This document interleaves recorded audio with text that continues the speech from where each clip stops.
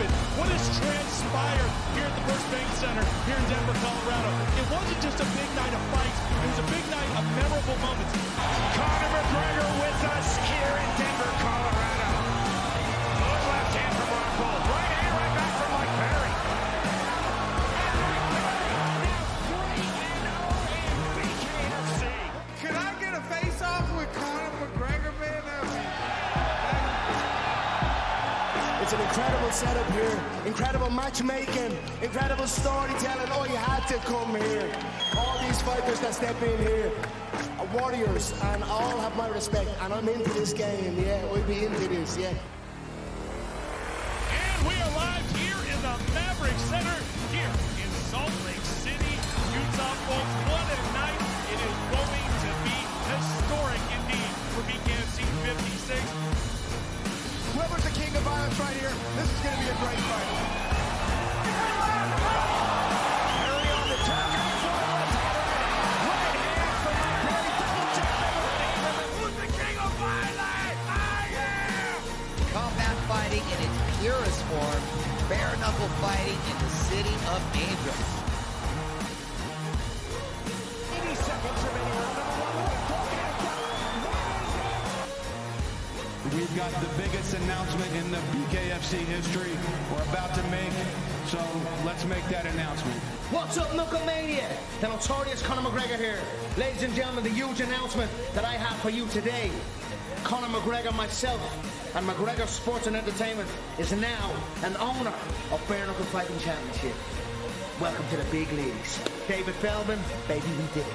He's now an owner of BKFC with us, and we're going to take this motherfucking thing all the way to the top now.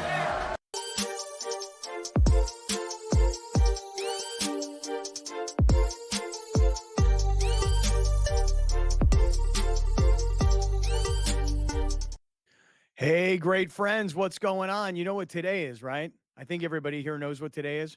I know what today is. Do you know what today is? Browner, I know you know what today is.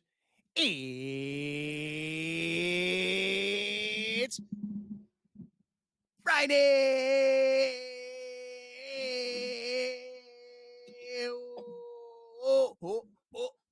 It's Friday. That's right. What? Why you got such a problem with me giving it my Friday morning or my midday, wherever you're listening right now, wherever you're watching right now? You know, that is an homage to my original Southern California 19-year radio partner, the legendary former NFL linebacker and former Charger great, Billy Ray Smith Jr., who, by the way, let me shout him out right now, because for everybody that's in our live YouTube chat, I just want you guys to all know this.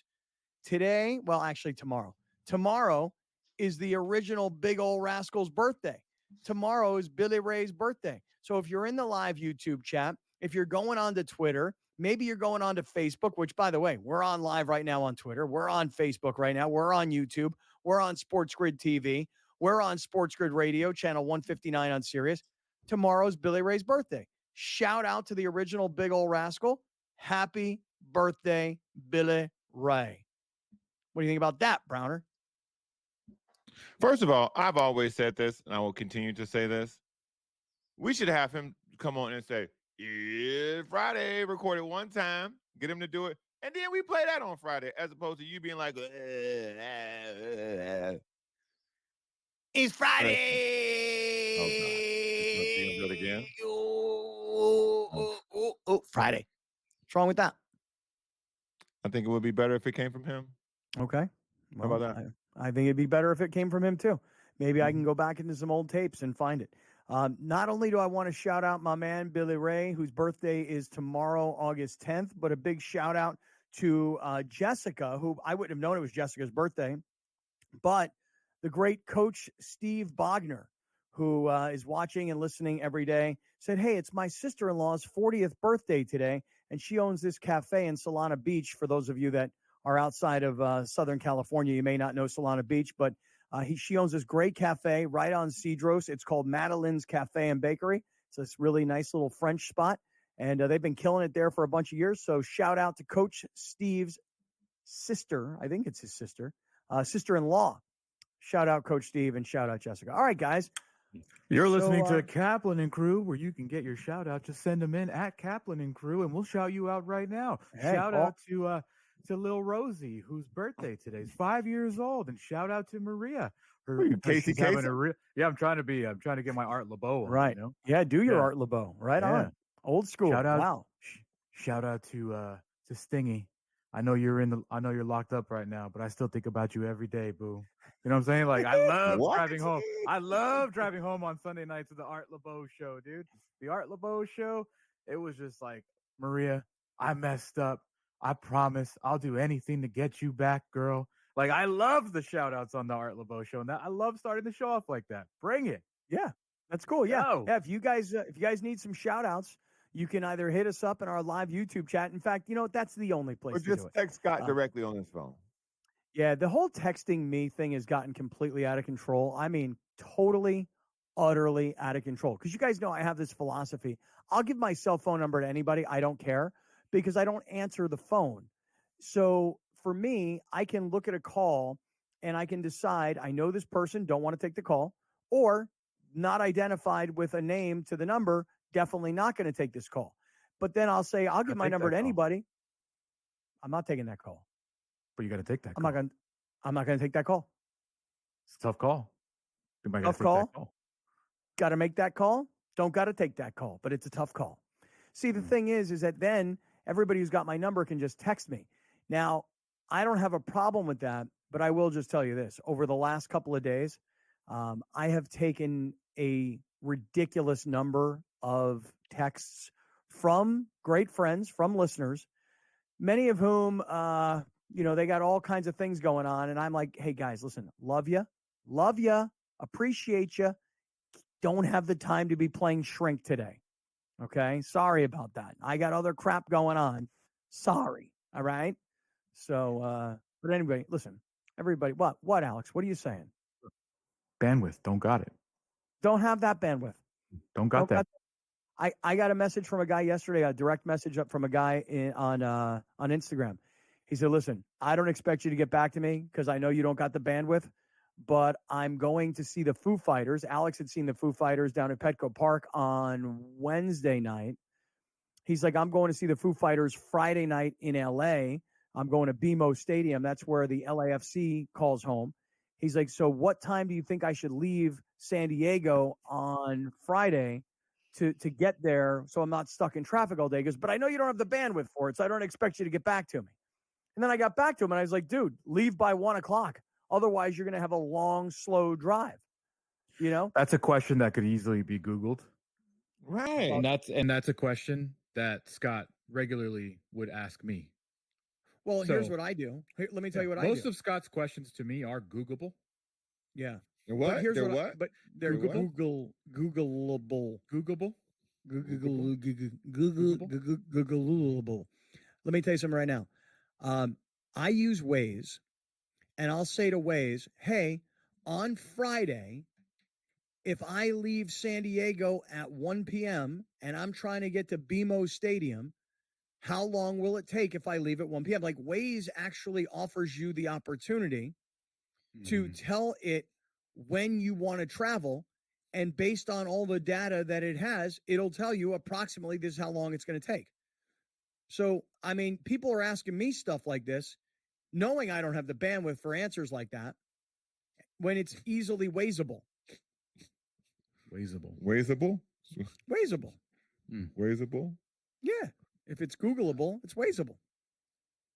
I don't know why you even entertain these people. There's no way in hell someone said to me, hey, man, how long do you think it's going to take me to get to this concert?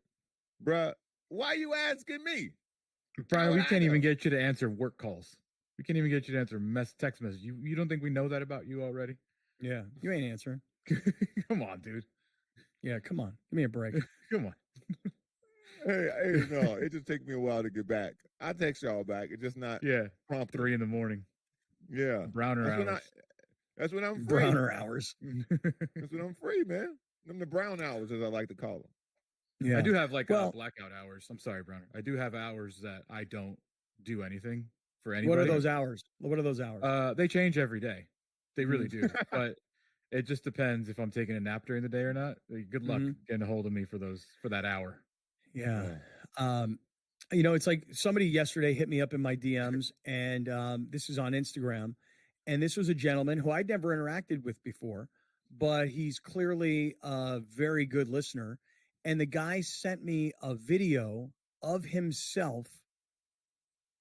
I'll pause right there just in case anybody thought there was anything weird that was about to happen thereafter. This guy sent me a video yesterday of himself, and it was him getting that Blenders tattoo on his wrist.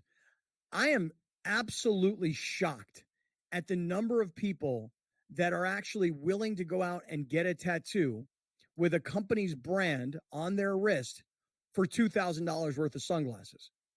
Now, I'm not saying that it's a bad idea, because most of the people who got these tattoos, they're like, A, I want the $2,000 worth of sunglasses. And B, it's kind of a little tiny thing. It's not that big of a deal. And C, in many cases, like in the case of Bernard Thompson, brother's all tatted out all over the place already. So for him, he's like, hey, I'm getting a little tattoo. It doesn't really bother me at all. I want to ask Chase if they have any submissions of where this is someone's first tattoo. I'm willing to bet no. Well, I'll tell you this right now. I do believe that Tommy, who's a great friend and a Chatelain, I think that his tattoo of the Blenders logo, I think that was his very first tattoo. I do think so. All right, we're just underway. It's Friday. Get ready. Strap up. Let's do this thing. This is Kaplan and Crew.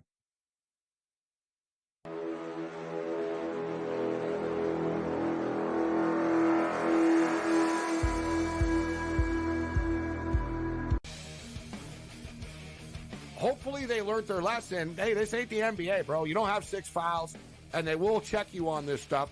And Brooks has a reputation coming into this. You can tell the refs are watching them, and they were on him all the time. This was 10, 12 years ago. Canada playing Greece with that type of lead that they had. They probably would have mentally crumbled and lost that game to Greece by 3 or 4 points in the final minute of that ball game. Sports Rage Late Night, only on SportsGrid. What is the ceiling for this kid? Now that he's got the money, and we saw something click with him, what is the ceiling for a Jordan Love in this Green Bay team? Deepest pass target group in the National Football League. 2 stud tight ends. They're legit 5 deep at receivers. 7 bona fide pass target deals. Come on, man. This guy could be a stud. Top 5 quarterback. Game time decisions, only on SportsGrid.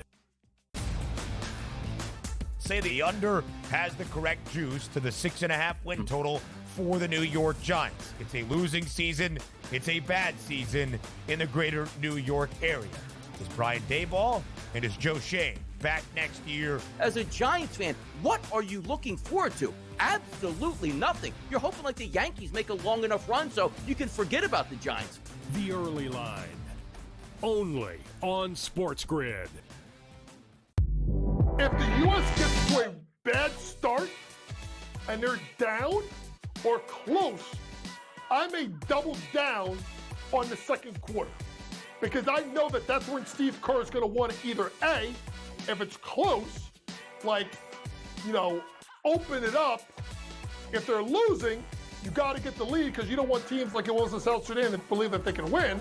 Betting above the rim, only on SportsGrid. All right, great friends. What's happening? It is Friday afternoon. This is Kaplan and Crew.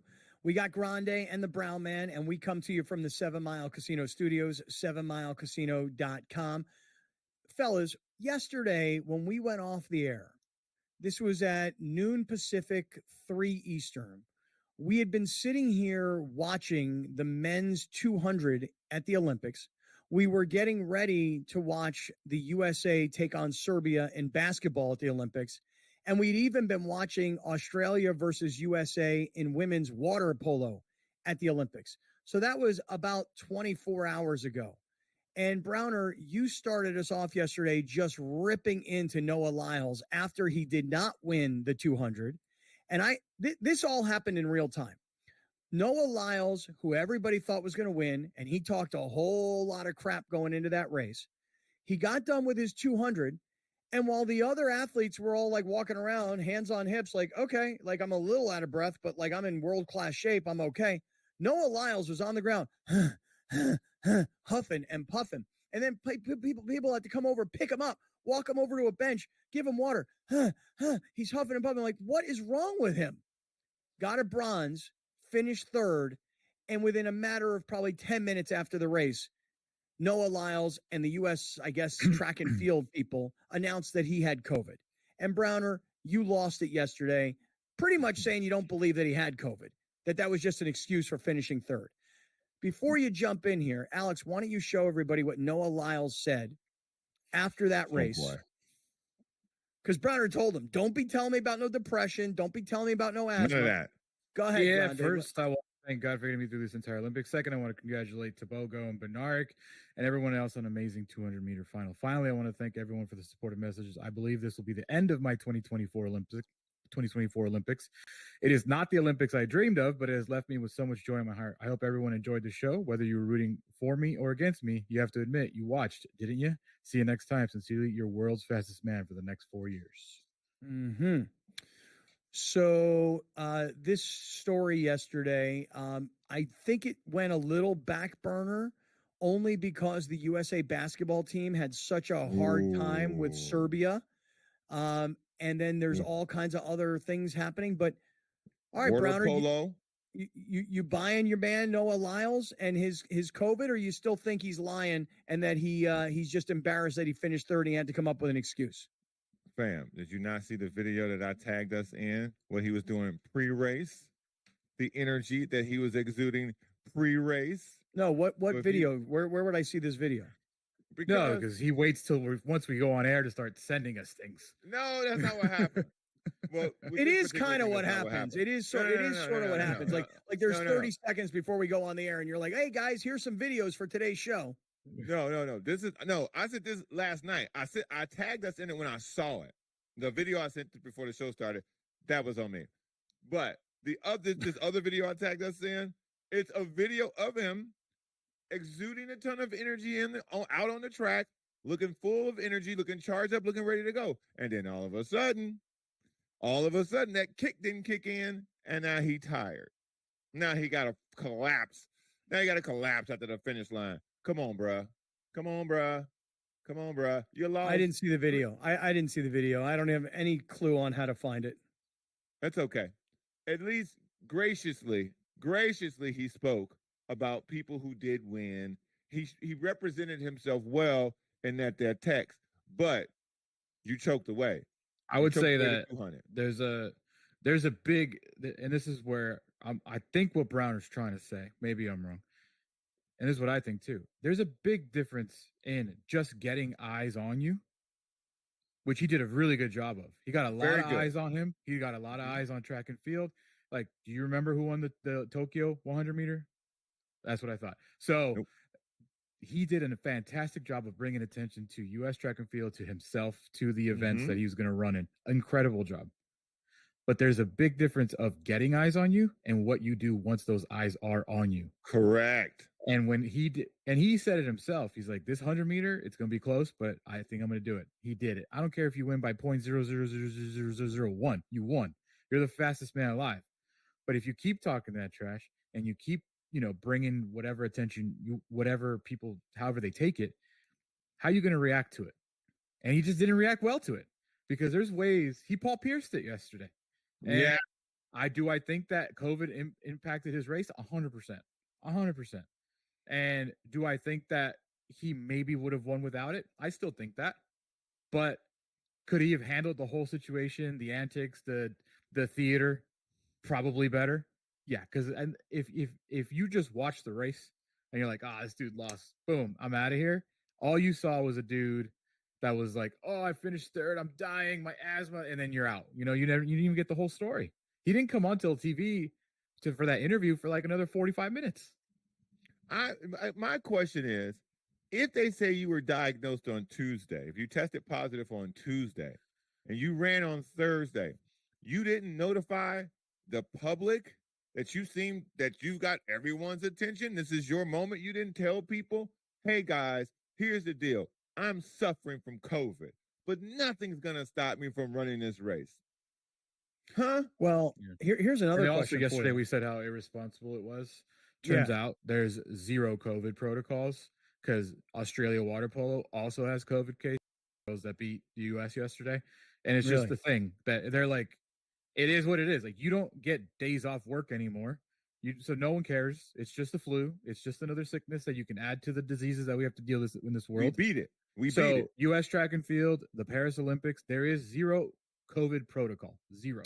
Yeah. So for a lot of people, they were like, well, wait a second. If he had COVID and he already had tested positive, why is he in the race in the first place? And isn't he endangering everybody else? And I'm kind of thinking to myself, well, I mean, yeah, if you think about COVID the way we thought about COVID in 2020, it was like, hey, social distance. I mean, does anybody even use that phrase anymore? What did that? Nobody, that was like a made up phrase back in 2020. So when the race was over, phrases are made up. Yeah, but let me rephrase that then. It was a new made up phrase. You socially distance from strange numbers on your phone. Remember, this guy said he was never going to do an in-person meeting ever again. Come on, we knew that wasn't going to last. Yeah, but I did commit to that for a long time, and I do still like my Zoom meetings very much. I had one this morning that was I liked it. I like Zoom meetings very much more so than I like in-person meetings. I still don't shake hands. Yeah, I'm a fist bumper, but I'm a bring it in kind of guy. You don't wash your hands after you pee. I ain't shaking your hand. Who, me? All right, listen, this segment of Kaplan and Crew being brought to us by our friends at Blenders Eyewear. BlendersEyewear.com. Save 20% when you use our code Kaplan. Stick around. We got a lot of baseball and even NFL preseason to get to. This is Kaplan and Crew on a Friday.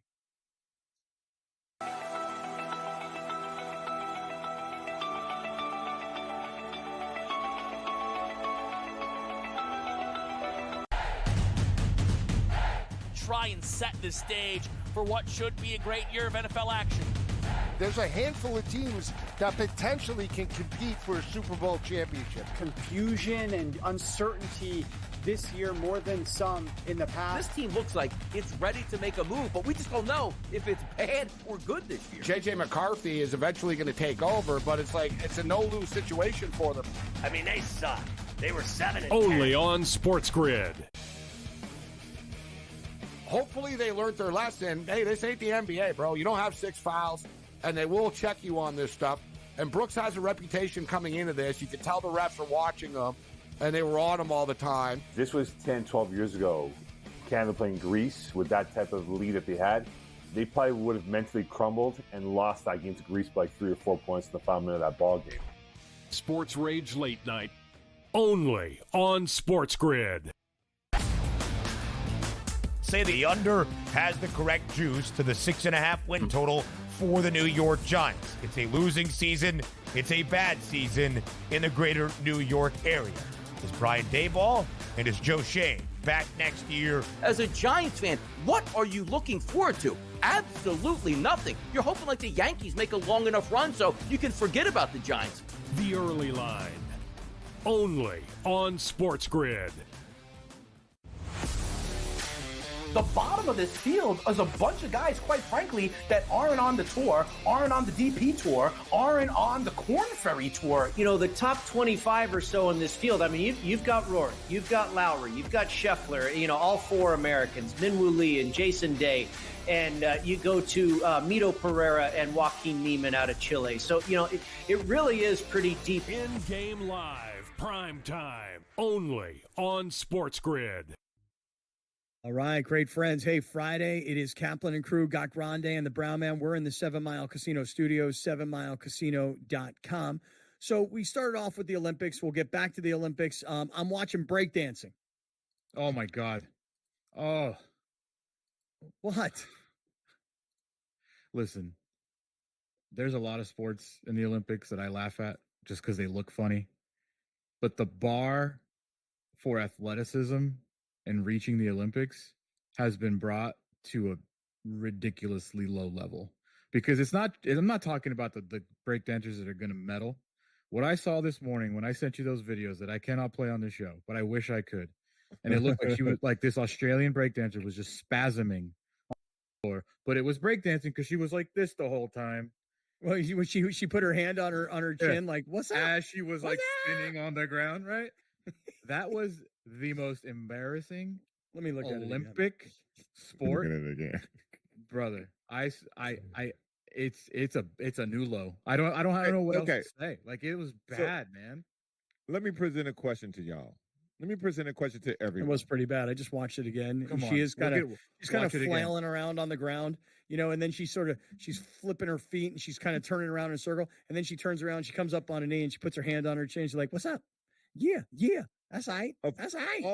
Of all the sports that we have intaken during the Olympics this year, all the sports you have watched, what sport do you think I could play that sport if they gave me 4 years? Because mine is handball goalie. Because they don't stop the ball no way at all. All you got to do is stop the ball one time. You a hero. Apparently, if you give me Alex is 4 breakdancing. years, 4 years. 4 You got years, prepare everybody, whether it be the Chatlins. I could put my hand. SportsGrid. I could put my hand in the pocket and shoot. A lot of people said this too. Shooting, shoot that gun. Yeah, shooting. 4 years. I'm 4 going- years of straight up training. I think I could do. Yes. Yes. Yeah. So look, I mean, when it comes to these sports, like I can't play basketball, right? I'm not going to be able to play soccer. I can't play golf in the Olympics. Right. I'm not going to be able to play tennis in the Olympics. I got to find a sport that like the average person could spend Correct. 4 years training. Now, like for example, I mean, for many, many years, I've said in the Winter Games, I know I could become a pro curler or an Olympic curler. That whole ice game where they send that big thing I don't think down you and can. you sweep it and you whatever. Yes, of course, 100%. Listen, No. when cornhole goes into the Olympics in a couple of years, I could do that too. I've always thought Also, that don't think so. if you gave me an ample Olympic amount of time, cornholing is going to be. I just can't. listen, if you gave me an ample amount of time to bowl, I think I could become a pro bowler, Right. But I thought this whole time that if there was one sport in the Olympics that I could actually insert myself into and spend the next 4 years training and I could do this, I told you guys, I think the dumbest sport of them all is Olympic walking. But that's now that that's athleticism, though, man. But now I see these guys are doing a 7-minute mile walking. Right. I go out for a walk on the weekend. It's a 12-minute mile and I'm moving. Yeah. So shooting or archery, like I look at what I think is a dumb sport, and I think it's a fun recreational thing to do, but I think it's a dumb sport in the Olympics. This rock climbing thing. Oh, that's you dope. know? I ain't the doing speed that. one. No, The no, speed no, one no, is no. cool. I think I'm like out. people who are standing there watching that, I'm like, ugh. But breakdancing, I will say this, like I think the best of the best, it takes a lot of gymnastics type Yes. athleticism to be a really great breakdancer. But it is kind of weird to look at it in the Olympics and go, really? Wow. Right. I mean, there's certain sports that I know you give me 4 years, I'm not anywhere to get anywhere near it. I was watching the divers yesterday from China and my boy from Mexico. Shout out, my boy from Mexico. Mexico's got 4 medals and he's got 2 of them. He's a 20-year-old diver. I already forgot your name, but shout out to you.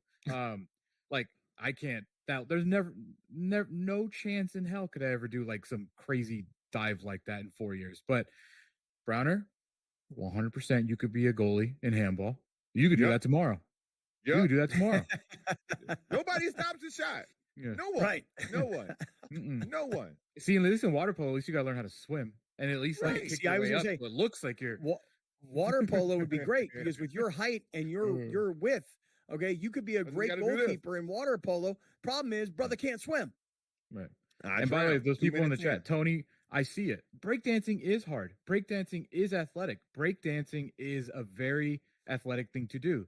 The video that I sent these guys and the video I tweeted this morning is Not the same.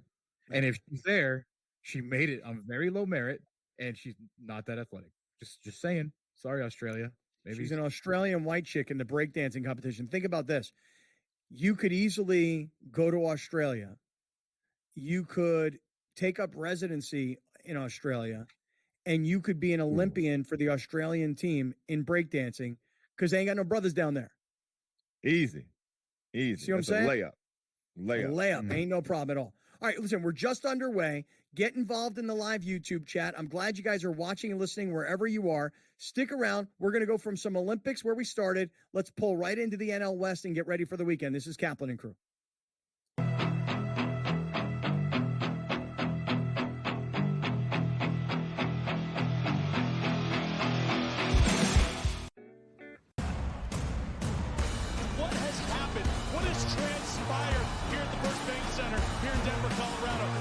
wasn't just a big night of fights. It was a big night of memorable moments.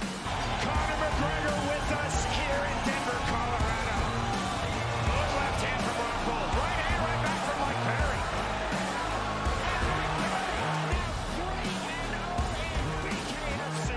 Could I get a face-off with Conor McGregor, man? It's an incredible setup here, incredible matchmaking, incredible storytelling. Oh, you had to come here. All these fighters that step in here are warriors, and all have my respect. And I'm into this game, yeah. We'll be into this, yeah. And we are live here in the Maverick Center, here in Salt Lake City, Utah, folks. What a night. It is going to be historic indeed for BKFC 56. Whoever's the king of violence right here, this is going to be a great fight. Perry on the top. Right hand from Mike Perry. Double check. Who's the king of violence? I am! Combat fighting in its purest form, bare knuckle fighting in the city of Angels. 80 seconds remaining. We've got the biggest announcement in the BKFC history we're about to make, so let's make that announcement. What's up, Knucklemania? The notorious Conor McGregor here. Ladies and gentlemen, the huge announcement that I have for you today. Conor McGregor, myself, and McGregor Sports and Entertainment is now an owner of Bare Knuckle Fighting Championship. Welcome to the big leagues. David Feldman, baby, we did it. He's now an owner of BKFC with us, and we're going to take this motherfucking thing all the way to the top now. Hello, everybody. It is Friday. It's Kaplan and Crew. Got Grande and the Brown Man, and we're in the 7 Mile Casino Studios. Now, Browner, you are giggling about something. What's cooking, baby? Two things, man. I'm laughing about Trump, and this other thing, I'm watching this Asian girl represent the United States of America in breakdancing, bruh. Listen, America, I'm proud of y'all when we come to these Olympics, man, because we look like everything. We got everything up there, okay? There's an Asian girl representing America breakdancing in Paris for the Olympics, okay? Where Take a second. are you watching Go this? ahead, Right? I got NBC and I got USA. And where are you watching this? This was from earlier today. This is from earlier today. I don't know what. Maybe Europe got some of that, but we got an Asian girl, so she probably from Oakland, up there breakdancing. Shout out to the Bay Area, because the Asians be doing black dances up there all the time. But now it's not no such thing as black dancing. All right? Dancing is dancing now. The Asians are up in the Bay Area doing black dancing. I ain't never heard that before. All right. Bro, listen. I love the Bay Area. Shout out to my people in the Bay, man. Y'all know I kicks it with y'all. The Asians up there, bro, they us. Now, you know, the older ones still live in a culture where they still have heavy Chinese culture within their practice, their family, their food, etc. The young ones, under 25, them black folks. Them Asians in the Bay Area, under 25, them black folks, man. Oh, really? Don't let nothing fool you. Okay. Holler at them. Hey, listen, they'll tell you. And do black people accept Asian people as black people? In the Bay Area, yeah. Okay. All right. So when you see an Asian dude in the Bay Area, you'd be like, yo, what's up, my brother? What's up, fam? All right. They got the lingo, they got the swag, they own all the shoe stores. I'm telling you, bro. They own all the shoe stores. It's a lot. They with us, bro. Oh my God. They with us. Oh man. So those you're shoe laughing. stores where they plastic wrap every display shoes. Those shoe stores are hilarious. You got a plastic wrap like your grandma's couch, dude. They're wrapping those shoes up. You touch this shoe. Yep. So you got so you're laughing at the Asian American girl who is breakdancing, and you got Trump on somewhere, and Trump is entertaining you somewhere. No. Donald Trump said he almost crashed in a helicopter with Willie Brown. And they asked Willie Brown. Willie Brown said, man, he made that up. He just made that up. Willie Brown said, I never even been in a helicopter with Donald Trump. He just made that up. And Willie Brown had a good laugh. And when somebody has a good laugh, it makes me laugh. Gotcha. All right. Well, listen, I'm watching I'm watching Olympic soccer, Spain versus France in the gold medal match. Spain's up 3-1. That's one thing that I got my eye on right now. And I'm flipping back and forth between USA and NBC. And NBC's got like track. And this was like is it the 4x100 where they, by the way, when I see a bunch of girls and like one girl's trying to hand the baton to the other girl and they have like a whole problem with the handoff, I'm like, girlfriend, haven't you guys been practicing this for like 4 years? And yet this is such a problem. I love the girl from the U.S. because she looked to her right and was like, oh, okay, we're kind of close. I'll just add just a little bit more to it. And the USA team just won this. I don't know if it's the heat or if it's the actual It's the 4x100 round. meter. Spoiler alert. Yeah. Final. Dude, look at these girls go. Oh, You guys my watch God. my favorite track and field American athlete yesterday? Sydney. Who dat? Sydney McLaughlin. What did She runs the 400-meter hurdles. No. Oh yeah, I think she beat everybody by a whole She beat screenshot. everybody by like a whole track, basically. She broke her own world She's amazing. Dude, that girl Thomas, that super hot girl, Abby Thomas, she's so amazing, and she handed off to what's the girl's name? Carrie. Richardson. Is that her Yep. last name? Oh Yep. my God, she handed off to her, and she just was like, "Go, girl!" And then Sha'Carri took, and by the way, Thomas, the face, she's like, "Ugh." And then when she handed it off to Sha'Carri, and Sha'Carri's kind of coming straight home, and she like hands it, girl, I'm gonna give you this baton, girl. And then she gives it to her, and she's like fourth place, Sha'Carri. And then she just starts turning on, oh, here I go. And I don't know who the white chick is from whatever country, Germany or wherever. And then there's this dark black girl. Great play-by-play. Yeah, thank you. And Sha'Carri looked right over at her and went, okay, girl, see ya. Mm-hmm. See ya. Yeah, it was a terrible handoff by Gabby and her. And so Sha'Carri had a ton of room to make up, and she smoked them girls, dude. Smoked them. Yep, she sure did. Smoke them on the track like Sha'Carri. I don't know which one I like the best, 4x100 or just a straight up 100. The 4x100 is just exciting because there's so much room for error, Yeah. And the 4x100, you have a chance to kind of let it play out. The 100, it's over. The 4x100, you got to, everybody, you see people running, and it builds way more suspense. That's going to be such a tough photo. That's going to be such a sick photo for Sha'Carri, dude. When she's looking over at her like, oh, see ya. Because it wasn't like a look over like, bye, girl. Oh, damn. It was a look over like, I got it. Please. I'm going from fourth all the way past you girls. That's right. All right. So listen, this is Kaplan and Crew, and we are in the 7 Mile Casino Studios. Hey, one thing I want to make a quick mention of our people at Life Brew Coffee. This is mushroom coffee, and I just want to show you guys that I just got the brand new packaging. Brett just got me yesterday the brand new packaging. This is the regular coffee. This is the decaf version. So for those of you that are watching, the green is the regular, the orange is the decaf. And what he's done is he's made it even easier for you to understand on the back of the packaging with a whole bunch of illustrations. The lion's mane mushroom is really good for supporting memory and focus and nerve regeneration. The shiitake mushroom is a great source of B vitamins. The turkey tail mushroom is a great source of antioxidants. The king's trumpet reduces inflammation in the body. So whether you're using the caffeinated or the decaf coffee, brand new packaging, all new kind of animation on the back to see what the mushrooms look like and then what they do when they combine them all the health benefits. You save 30% when you use our code Great Friends. And to all my friends in Philly, because I'm getting a lot of messages from people in Philadelphia, all my college buddies, okay, they're in Philly. Guys, this stuff comes from California, where my boy Brett Weiss throws in a couple of like extra pre-rolls and he says, hey, I want you to try some of my other products. So you get the coffee, you save the 30%, Life Brew, LYFE, lifebrew.com, use our code Great Friends, and he throws in a whole bunch of little goodies for you. So check them out. All right, guys, shifting from Olympics, we'll come back because we haven't talked about the Olympic basketball team and going into the gold medal round where Browner is worried about France. We'll get to that coming up. Man. I also want to get to the NFL preseason because I watched the entire Patriots-Panthers game last night. Oh, no. Some good came out of that game, Alex. I'll defend him on this. Some good came out of that game.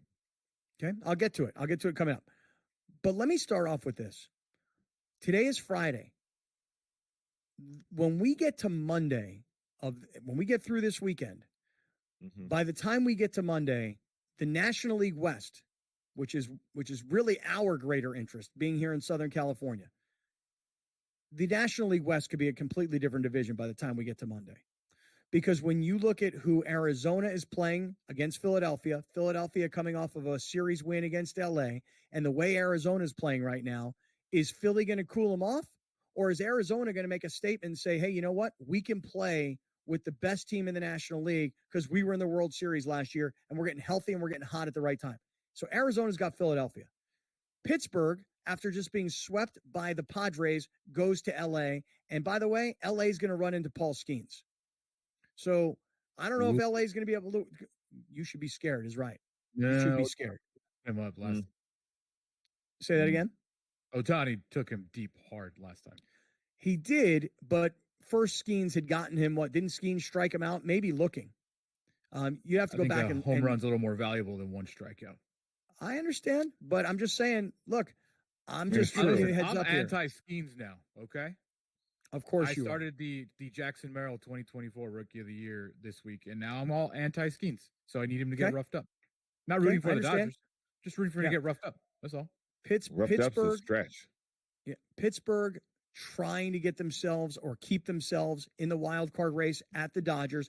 Dodgers trying to get themselves healthy, and all of a sudden, Dodger fans, after Philadelphia takes 2 out of 3, Dodger fans are like, you know, we do have problems here. Like, you got to understand, if you're in other parts of the country, Dodger fans always have sort of an entitled attitude, like Laker fans. That the division is theirs, that they're going to the championship. They're the same.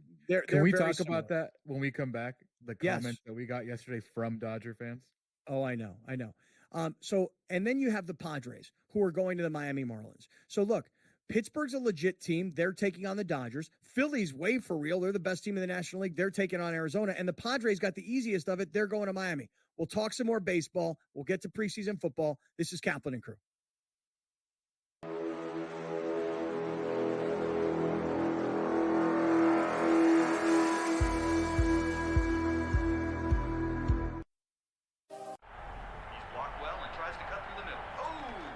Your gut says Miami is going to win, and you should take the over. Your gut also said your NFT selfies would only go up in value. They didn't. But your head is on SportsGrid and knows the QB is in concussion protocol. The backup has a 45 QBR against the zone coverage. The New York D has the most sacks in the league. So yeah, trust your head. It's smarter to be on SportsGrid. There is going to be an energy to game time decisions that you will feel night in and night out. We're going to go through every single thing, and I've got a great team behind me that's going to help me get the job done. I want this to be the place that people come to. We are going to hit every single one of those markets that you need to know about. There is not going to be a better place, I promise you, than Game Time Decisions. We will have everything at our disposal, and we will use that to our advantage. I'm Kevin Walsh. Tune into Game Time Decisions from 6 to 8 p.m. Eastern on SportsGrid.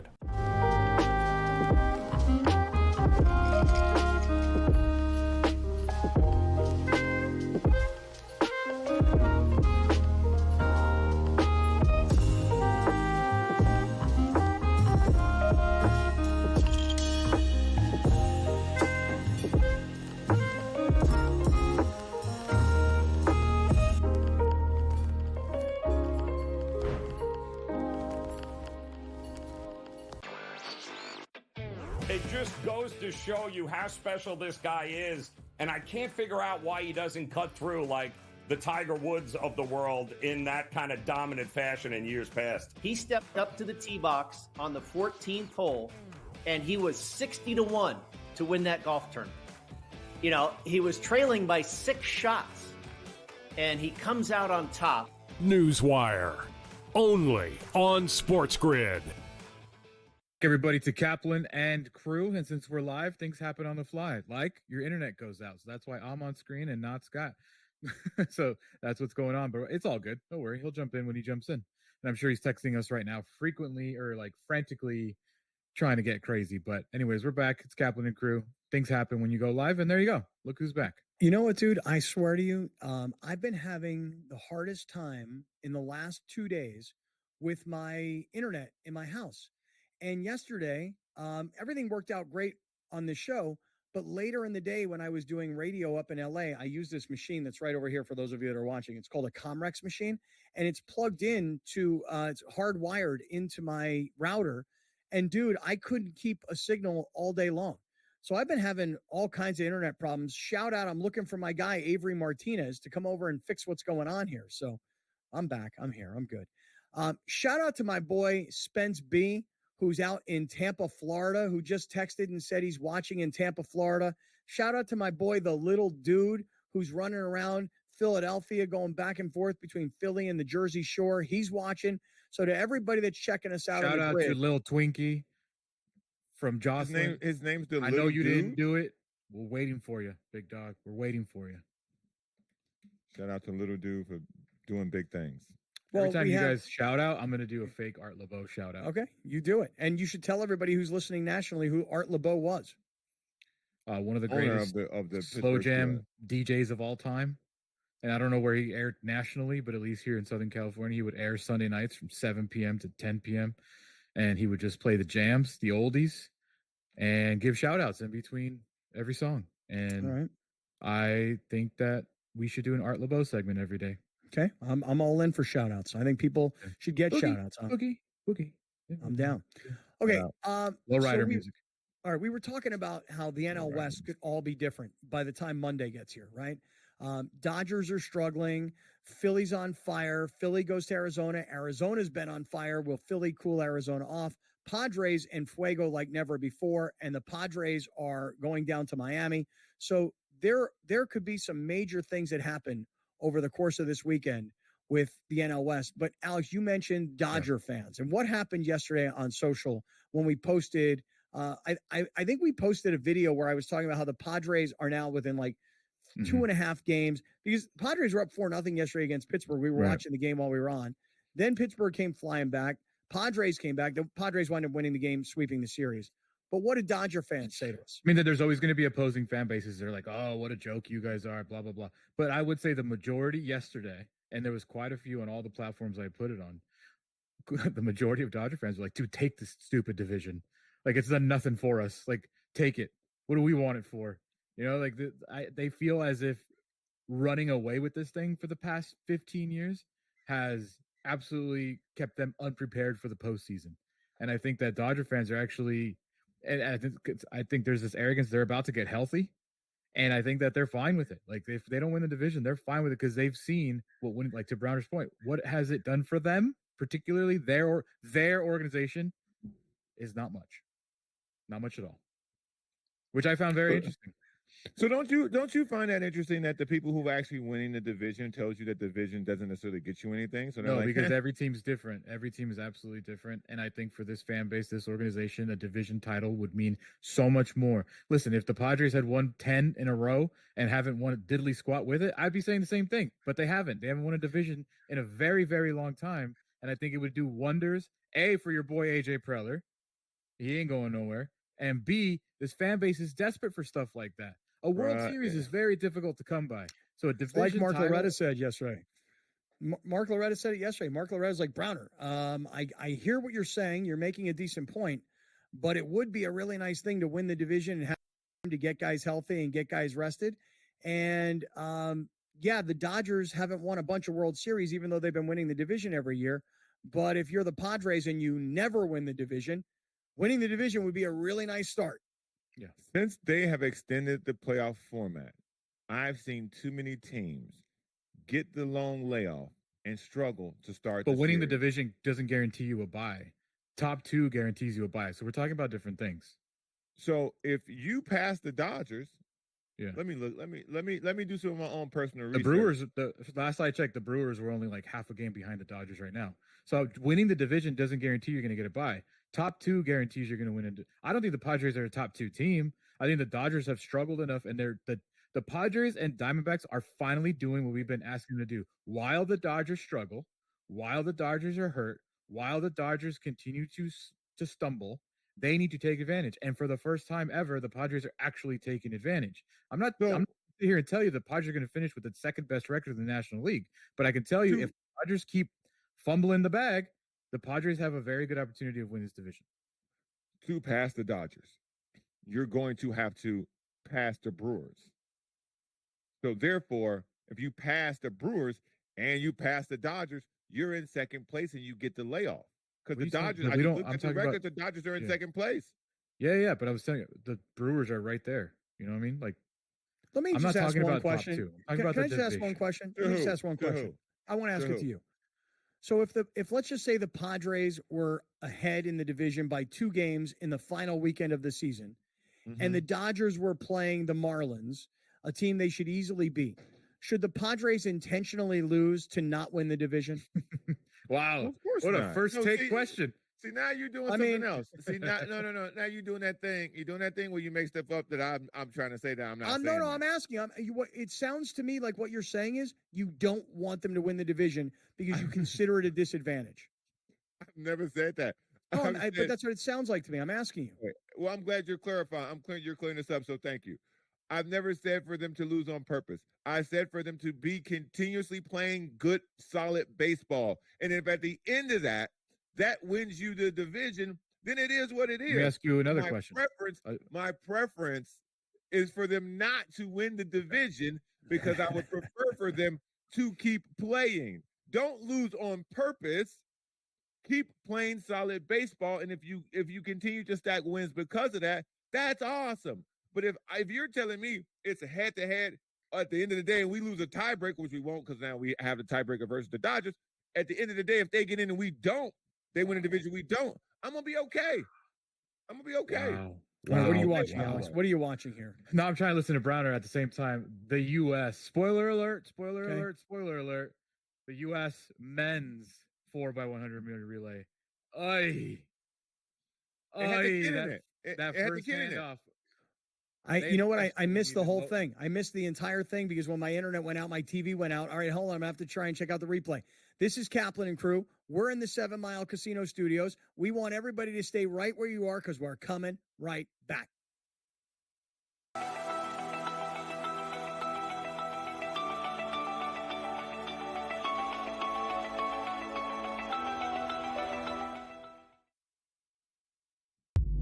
If the U.S. gets to a bad start and they're down or close, I may double down on the second quarter because I know that that's when Steve Kerr is going to want to either A, if it's close, open it up. If they're losing, you got to get the lead because you don't want teams like it was in South Sudan that believe that they can win.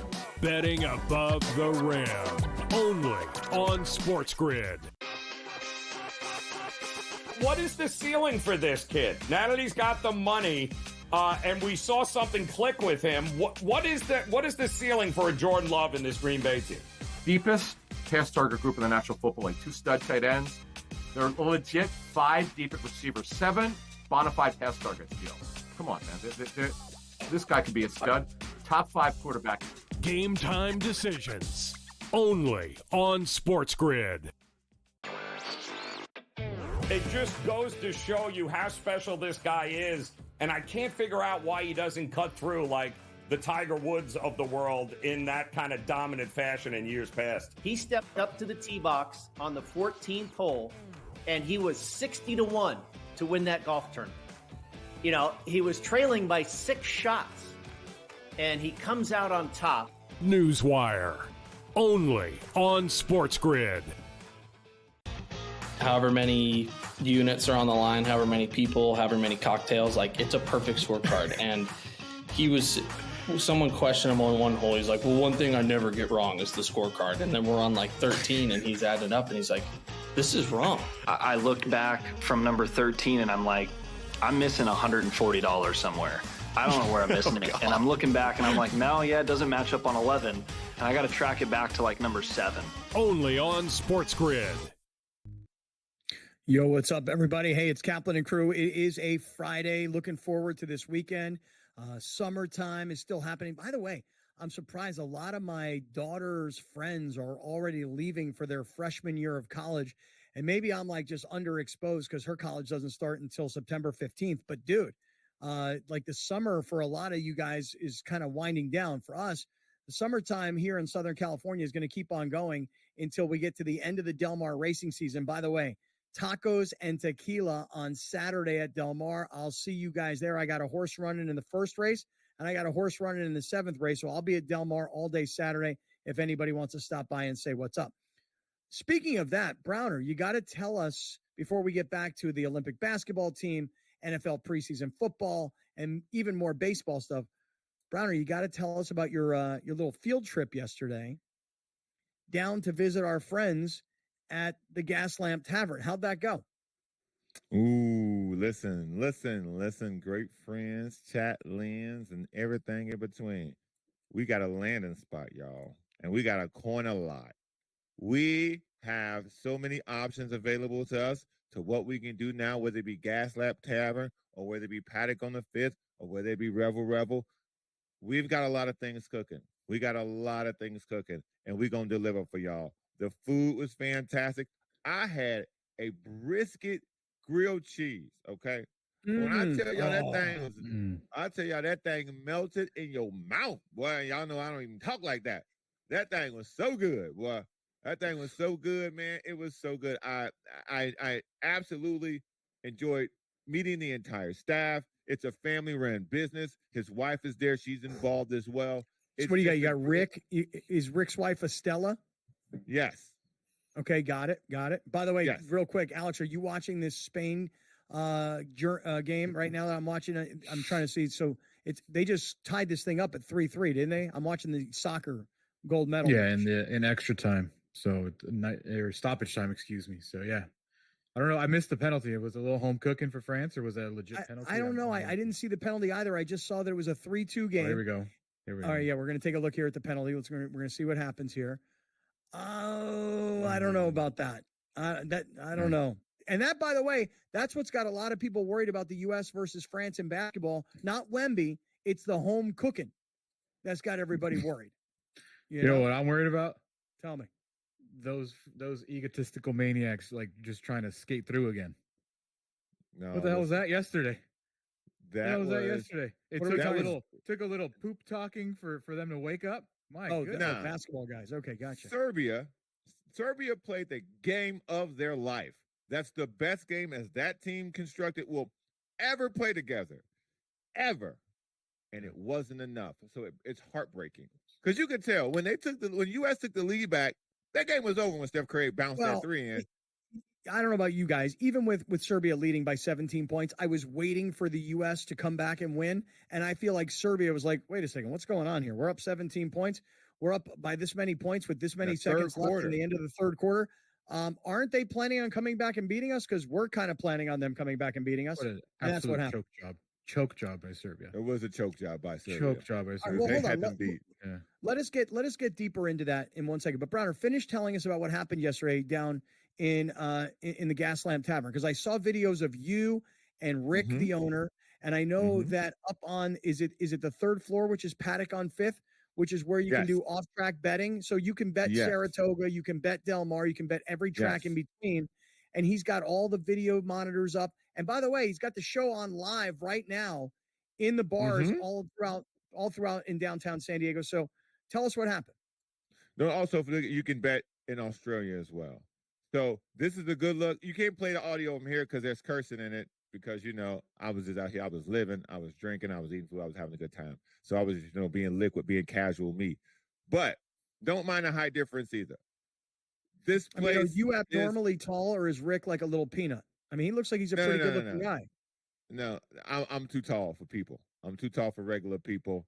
I never realized how weird it looks next to people until I see it play back on video. And as I was watching these videos, I went, "Yikes, man! I'm way taller than people. It's uncomfortable watching it." But yeah, there's going to at this location, there's going to be a fantasy football draft hosted by us. There's going to be a Great Friends Get Together hosted by us. There's going to be a comedy special thrown by us, all from the second level of this establishment. So JD, he's absolutely into it, and so am I. JD needs emails for the fantasy football. So I don't know who's organizing that, but I got a DM from JD saying he needs help. So. JD emailed me too. JD, listen to me. As head commissioner, I promise you, I won't do some work this time. All right. Promise. All right, there you go. I'm gonna email you back. That's the Browner the day promise. before the draft. Yeah. No, come on, Browner, get involved here. No, our fantasy football draft will happen down at Gas Lamp Tavern. This is Kaplan and Crew. This is Friday. We're going to get to the USA basketball team. We're going to get to NFL preseason football. Everybody stick around. Hang out with us.